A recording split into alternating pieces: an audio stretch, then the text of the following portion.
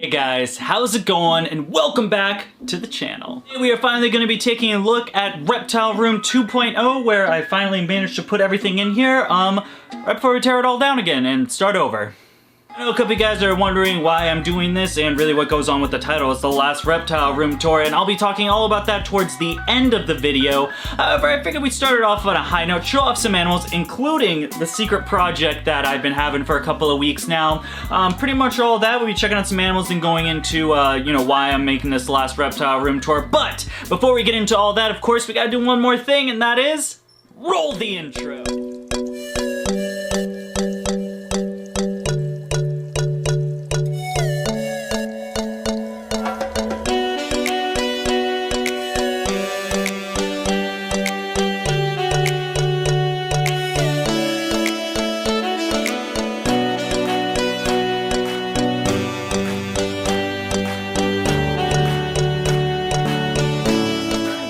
Of course, we're going to be talking about number one, the quince monitor. Now, this was my original quince monitor, of course, the high yellow little dude.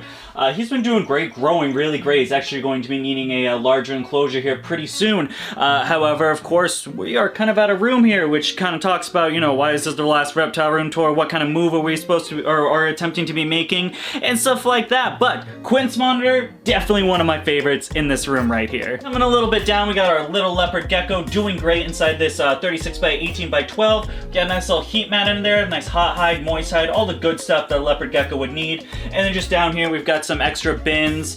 We got a crested gecko in here. You moved into a larger setup. I just didn't move it. A couple of feeders, red runners, lobsters, crickets, things like that. Just good stuff that every reptile needs to eat.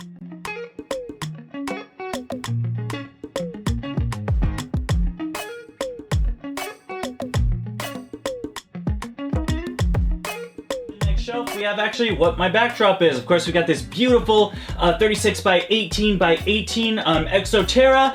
We've got the jungle carpet python in there. Just an amazing snake. Probably one of my most gorgeous snakes in my entire collection. I absolutely love this gal. She is getting pretty big now, to the fact where maybe some breeding plans are intact for 2022. I've seen some nice carpet males out there. However, I just haven't pulled the trigger. I got some other projects I want to be working on. But carpet pythons in 2022 to 2023? Maybe a possibility. Down here we got a couple more tokay breeders. In here we got the granite male, and then over on this side we have oddball, the just unidentified morph female. Now, I did end up separating them. I'm gonna move the granite onto a couple more tokays that we did. We got a couple more females in not too long ago, so he's gonna be pairing with her as soon as he goes through that little cool down period for a couple of weeks. I believe he's got a week or two more. And then oddball here, I don't know, man. 4 males, nothing yet. It is a bit discouraging. I got a couple more males to throw in there. So Green Galaxy to oddball coming at you in a couple of weeks. Maybe you'll get the job done and we can finally get some eggs out of this girl.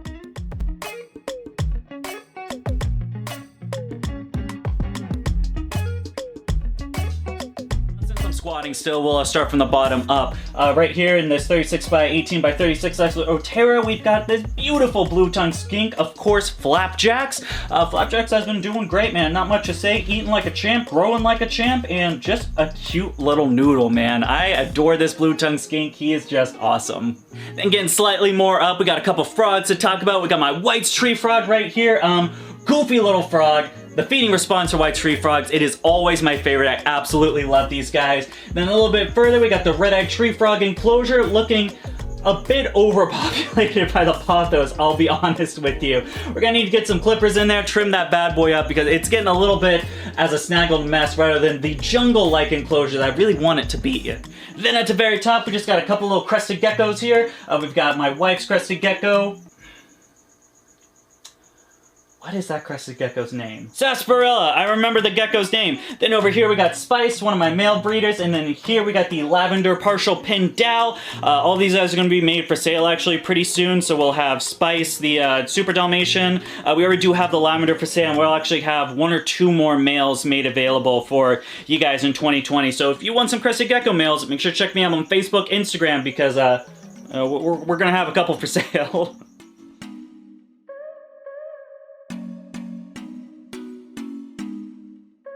Finally getting into the project that I know everyone has been wanting to know. The new breeding project that we have in this 20-gallon, the Chinese cave geckos, man. I am super stoked about this project. freaking cave geckos, dude. Pitch black, yellow banding, red eyes, just incredible animals. I cannot wait to see these guys produce, potentially get some eggs here in 2021. And yeah, man, produce my own Chinese cave geckos. This is definitely a project I am going to be expanding on in the future. A couple different localities. I know there are one with some larger bands. I definitely want to get into the Japanese cave geckos as well. Things like this. Cave geckos, definitely a passion I'm going to pursue in the future and obtain just more cave geckos. Slightly to the right, we've got all the babies that were for sale now. Pretty much all of them are sold. I believe we have 2 still available. We've got a light colored gargoyle gecko, and then we have a tailless, oh no, we have 3. The tailless one, and then the red Dalmatian. So we still got 3 crested geckos and 2 crested geckos, 1 gargoyle for sale. Pretty good stuff, but yeah. Crested gecko babies and gargoyle babies. The bottom enclosure, which is actually holding all this stuff up, which is going to be Viv's enclosure, my big old red-tailed boa. Viv is absolutely amazing. Of course, the 3rd reptile I've ever owned.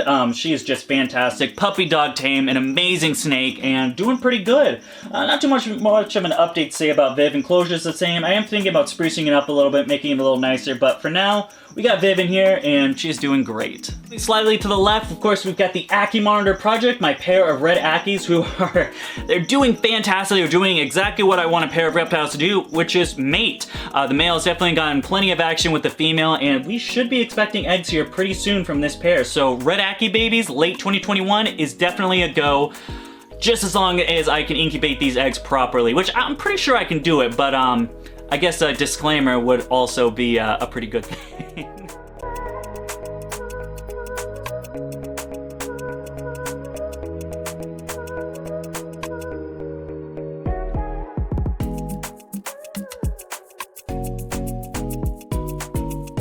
Reptile room tour. We still got a couple more animals to talk about. Of course, we've got my big 10-tier sea serpent's rack system.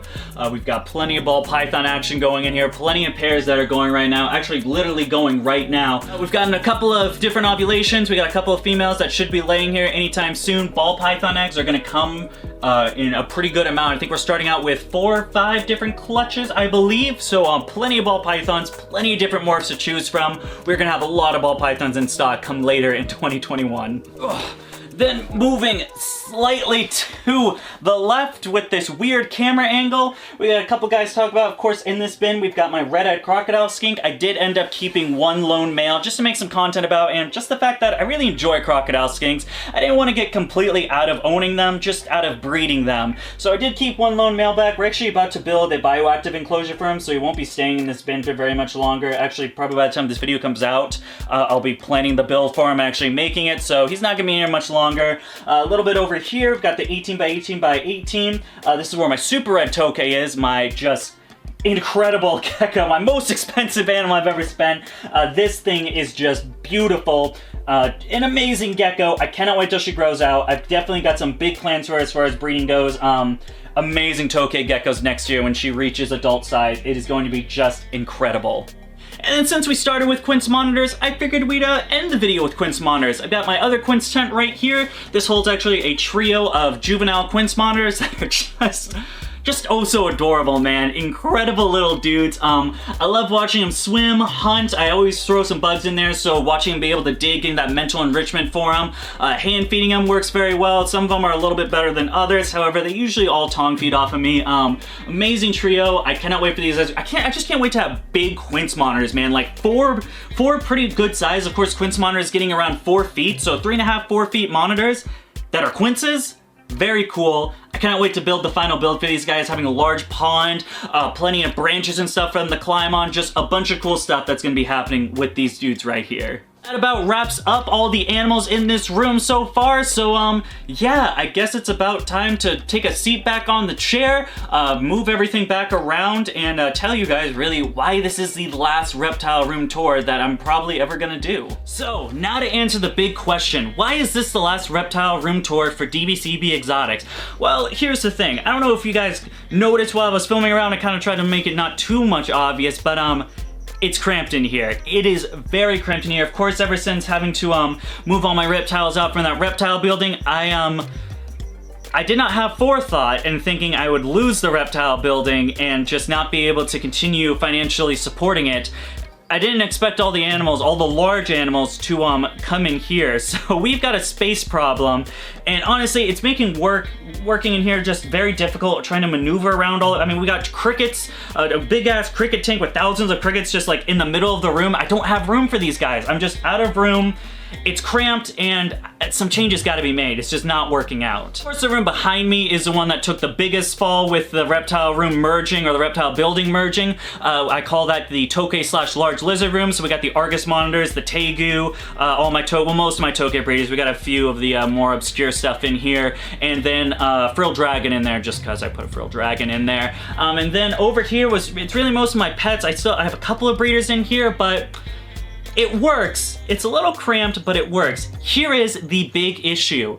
I can no longer expand DBCB Exotics with the rooms that I am currently occupying right now. Huge problem. If I can't expand my projects and can't keep going, then I'm gonna fall. And you need to, in order to grow a business, of course you gotta expand. You gotta get more breeders. You gotta get more stock in, more stuff. Keep growing your business in order to become successful. And I can't do that with the rooms that I have at this point. Not to mention the fact that most of these animals, this is not the final build for their enclosures. Of course, we got all these quince monitors here. We got the Argus monitors that are still growing. We got stuff that needs bigger setups, so some changes gotta be made, and some changes gotta be made here relatively soon. It is for that reason why I'm actually disbanding the reptile room entirely and turning it into another breeding room. We're gonna be getting a couple more rack systems in. I wanna expand on the ball pythons. Ball pythons are definitely something I'm very interested in expanding ever since we started getting proper copulations, ovulations, things like that. I'm very excited to, I wanna get more, man. I wanna get into some colubrids.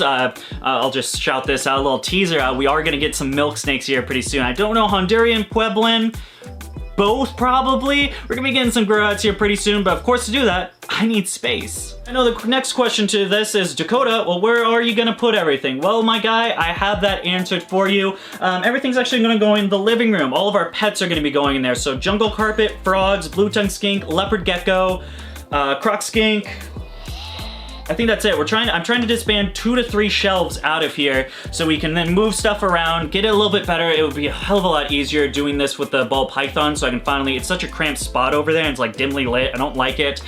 Yeah, so that's the thing. I'm turning my living room into a pet jungle type area. Well, I might unveil that a little bit later, but as far as reptile room tours go, there's no more reptile rooms. I guess they're reptile rooms, but they're not exciting like this. It's not a bunch of different animals. It is just going to be my breeders, and it's going to be pretty, more professional looking, more organized, not just a bunch of tanks everywhere. I'm trying to streamline a couple of stuff and make my life a little bit easier and just make the business look a little bit more professional in how I do things. So there you have it, guys. That is the last reptile room tour that I might do.